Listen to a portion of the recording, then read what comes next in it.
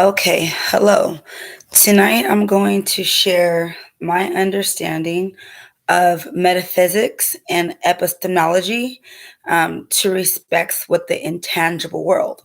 So, going back to Plato and the divided line, he begins, of course, with metaphysics and epistemology. So, we know that metaphysics is the examination of becoming and being. And we know that epistemology is the examination of how we come to understand, how we come to understand and acquire the knowledge that we have. So the divided line is divided into four sections. So we have the lower half, and we also have the higher half, the higher form. And the higher form is called the intangible world.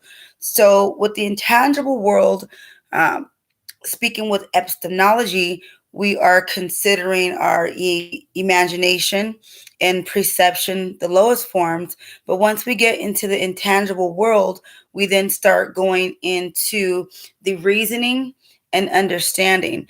And it's because of our ability to reason and ask the whys and hows that we acquire understanding or get a better understanding of something, and we acquire that knowledge. And when we go into metaphysics, which is the examination of becoming and being, the highest form in the tangible world is going to be being. You're no longer becoming. You're no longer taking those steps to be something. You are in that form, such as being a human, and then it goes into, if it's in a good form or if it's a bad form, or if you're the sun, we know that you have light. So going into epistemology and going into reasoning, we're using more than just the senses, which is an empirical knowledge.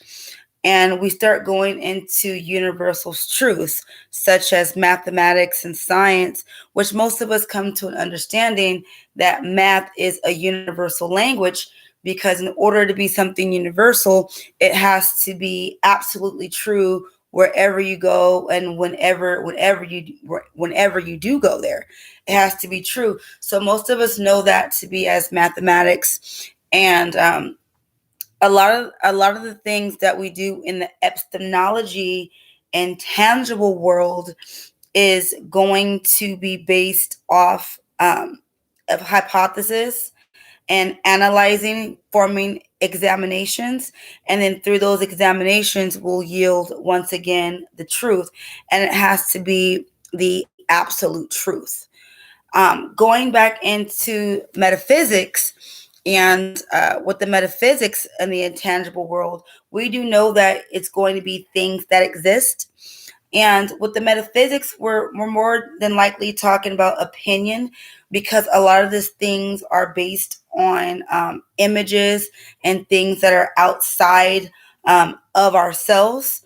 And when we're dealing with things that are outside of ourselves, um, and we're talking about obtaining knowledge through our senses, we can be sure that there'll be some type of uncertainty, because all of us may see things different or visualize things different, or we come to the form in a different way.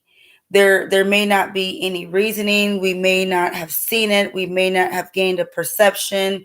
It just may be, simply, okay, I see the tree.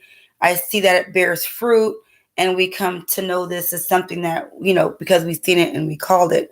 Whereas in epistemology, we're going to reason, why is this different than, the rock? Why is this different than the TV or the water bottle? We're going to be asking these questions to come to the knowledge, much just like when you're trying to figure out, let's see, if somebody's heart stopped working, what's the reasons to the why? Why did that happen? Okay, this person may need a pacemaker, versus being in the being and metaphysics.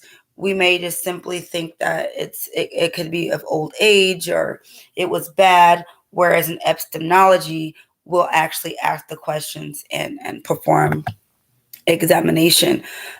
Pluto's divided line is very important for all of us because it helps us understand the higher forms of ourselves, of becoming and being.